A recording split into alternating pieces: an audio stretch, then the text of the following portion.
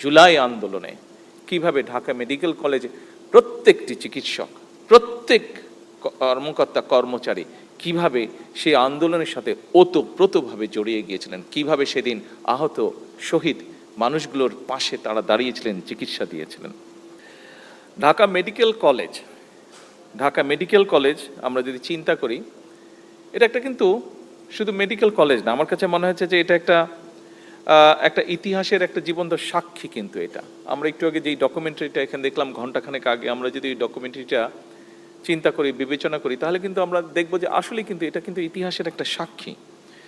আমরা এই ডকুমেন্টারিতে দেখেছি 1952 সালে কিভাবে ঢাকা মেডিকেল কলেজ আমাদের সেই ভাষা আন্দোলনে অবদান রেখেছে।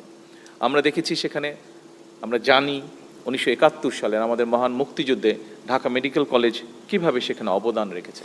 90-এর স্বৈরাচার বিরোধী আন্দোলন, সেই আন্দোলনকে সফল করার জন্য ঢাকা মেডিকেল কলেজ কিভাবে ইতিহাসের সাক্ষী হয়ে আছে।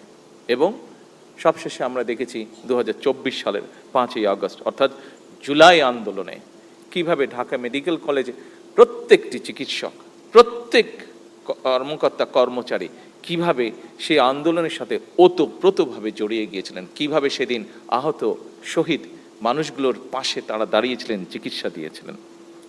প্রত্যেকটা ক্ষেত্রেই কিন্তু এই প্রতিষ্ঠানের একটা গুরুত্বপূর্ণ ভূমিকা রয়েছে এই বাংলাদেশের ইতিহাসের সাথে। আমরা এই ক্যাম্পাস থেকে শুধু দেশের ভিতরেই হোক, দেশের বাইরেও আমরা জানি বিভিন্ন দেশ থেকে এখানে বিভিন্ন শিক্ষার্থী আসে এখানে। আমরা যে শুধু ভালো ভালো চিকিৎসকই তৈরি করেছি শুধু তা নয়, এখান থেকে আমরা, যদিও এই বিষয়টি নিয়ে এখানে আলোচনা হয়েছে, তারপরেও এখান থেকে আমরা শিক্ষক, গবেষক, সমাজ নেতা, মুক্তিযোদ্ধা, এইরকম অনেক মানুষকে তৈরি করিয়েছি আমরা। এখানে আজকে কয়েকজন চিকিৎসক আছেন, সামনেও আমাদের চিকিৎসক আছেন, আমাদের বিরোধী দল থেকে একজন এখানে চিকিৎসক আছেন যিনি সংসদ সদস্য, সরকারি দল থেকে আছেন, মিনিস্টার আছেন, এমপিজ আছেন, যারা পেশাগতভাবে ডাক্তার, কিন্তু এই মেডিকেল কলেজ থেকেই তারা বেরিয়েছেন।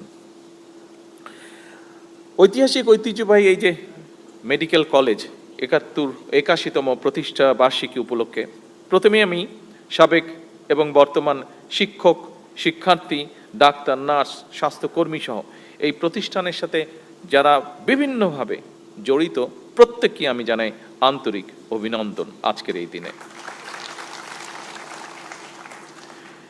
একই সাথে আমার মনে হয় ঢাকা মেডিকেল কলেজের এই 81তম প্রতিষ্ঠা বার্ষিকী উপলক্ষে আমরা যারা আমাদের সামনে আছেন, যারা আমাদের আশেপাশে আছেন, যাদেরকে আমরা দেখতে পাচ্ছি, কথা বলতে পারছি, তাদেরকে যেরকম স্মরণ করা উচিত। আজকের এই দিনে বোধহয় এমন অনেক মানুষ আছেন, আমরা ভিডিওতে দেখেছি, একটু ডকুমেন্টারিতে দেখেছি, যারা আমাদের মাঝে নেই, কিন্তু এই প্রতিষ্ঠানকে বেড়ে উঠতে যারা সাহায্য করেছেন, এই মানুষগুলোকে আমি মনে করি আজকের দিনে শ্রদ্ধার সাথে স্মরণ করা উচিত। সকল সম্মানিত উপস্থিতিবৃন্দ, ঢাকা মেডিকেল কলেজের এই যে যাত্রা, এই যাত্রাপথে দেশের সকল প্রান্তের সকল মানুষের কাছে কোনো না কোনোভাবে এই মেডিকেল কলেজটি পরিচিত। বিশেষ করে রাজধানীর মানুষের সার্বক্ষণিক একটা নির্ভরতার প্রতীক হচ্ছে এই ঢাকা মেডিকেল কলেজ।